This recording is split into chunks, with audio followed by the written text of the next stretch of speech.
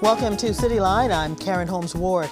This afternoon, we're going to meet some high-achieving women who are doing extraordinary things, changing the game in politics, music, and journalism.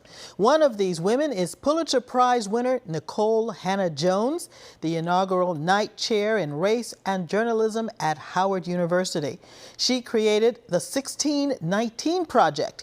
It was originally published as a special issue of the New York Times Magazine on the 400th anniversary of the beginning of enslavement in the place that would become the United States. Now it's been expanded into a book, and she joins me now to talk about it. Nikole, how are you? Nice to see you today. Nice to see you as well. Thank you for having me on. So tell us, what made you decide to turn the 1619 Project into a book?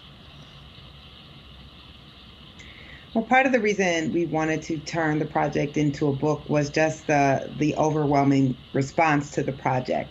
So many people embraced it and just said that they learned so much about their country that they wanted more. And this gave us an opportunity to not only expand all of the original essays, but to include new writers, new historians, and new subject areas. So we get to talk in this book about Indian removal, and we get to talk about citizenship, and we also have essays on the church. And so it just really allowed us to have a more comprehensive project, and to also expand the fiction and the short and the poetry to include even more of America's great writers. And expand on the knowledge that's presented.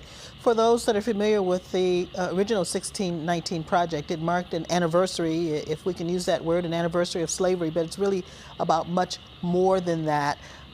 Talk about the wider meaning of what the 1619 Project represents.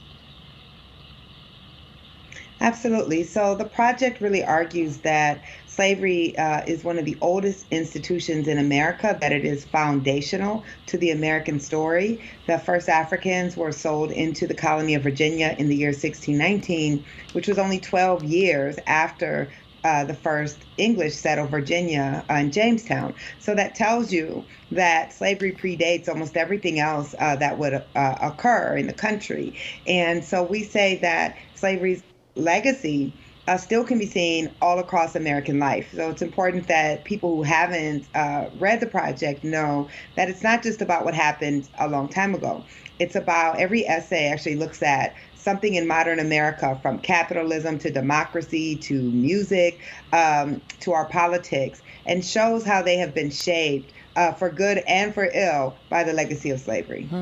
And Nikole, we should say that many people who originally read the 1619 Project weren't happy with the information that was presented and were critical of the work that you were presenting. What do you say to those who were critics of your scholarship? Well, I certainly think anytime you have a big, ambitious project, you're going to have different opinions on it. And I think that's fine. People don't have to accept the arguments in the project. But what I think has been successful is we have started conversation. I really had a goal of Americans knowing the date 1619, and whether it's Donald Trump tweeting negatively about the 1619 Project or Senator Chuck Schumer tweeting positively about the 1619 Project, that means that we, millions of Americans, now understand that 1619 is the beginning of American slavery. And they know the date 1619 the same way that they know the date 1776. But so it I really think wasn't when you about, produce something like this, it really wasn't about your scholarship. It was about the truth that you were presenting. Well, yeah, I mean, there was certainly good faith criticism, but most of the criticism was not in good faith. And some people are very uncomfortable with a narrative that really doesn't treat slavery as an asterisk or an aberration, but actually says it is a central facet of, or was a central facet of, American life. And then there's people who object to centering Black Americans as actors in the American story. You know, we really argue that Black Americans have been the primary democratizing force in this country, that Black Americans are amongst this nation's true founding fathers, even though they don't get the credit for that. And that makes many people uncomfortable. But of course, what I argue in the preface for the book is that the truth cannot destroy our country. If we actually have a strong country, as we want to believe that we do, then we have to be able to handle the truth of our past, and we have to acknowledge the way that that past still shapes so much of the inequality that we see today. And you've also adapted this work into a book for young readers. It's called Born on the Water. How does that story help teach children about race and the legacy of enslavement in the United States? Thank you for asking that, because I'm so excited about the children's book. The children's book is really an origin story for Black American children.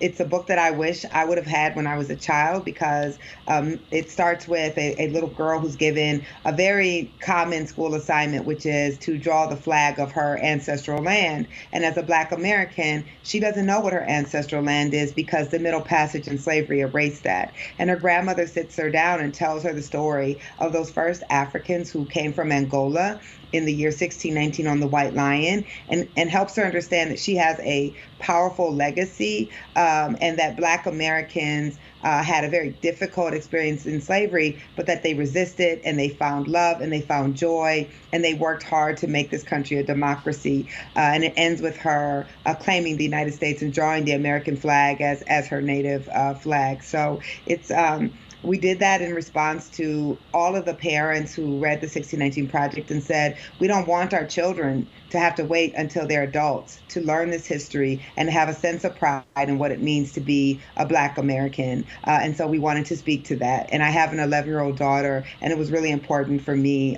to produce something for her as well. Nicole, we're almost out of time, but I have to ask you, for people who read this book or the children's book for the first time and feel hopeless about the state of the country or confused about how to help make things better, what would you say to them? What I would say is that the 1619 Project, it is very difficult reading. It is a hard history, but it's also very inspiring, because people never just accepted what was happening in America. People fought back, and people were able to reshape the trajectory of this country. And so what's important to know is progress is not inevitable. Progress comes from action, but we all have the ability to shape the country that will live up to our highest ideals. Nikole Hannah-Jones, thank you for being here, and thank you so much for your work. Everybody, the 1619 Project and Born on the Water are available now wherever you buy your books. Coming up, she's an iconic musician with a storied career. Darlene Love talks Broadway, her new show, and that legendary Christmas song. That's next.